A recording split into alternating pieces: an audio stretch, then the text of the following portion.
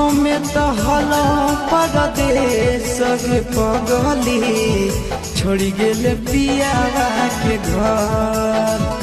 हमें तो हलो परदेश गे पगली छोड़ गेले पियावा के घर।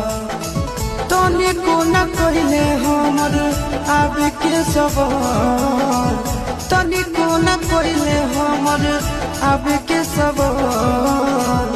हमें तो हलो परदेश गे पगली छोड़ गेले पियावा के घर। हमें तो हलो परदेश गे पगली छोड़ गेले पियावा के घर।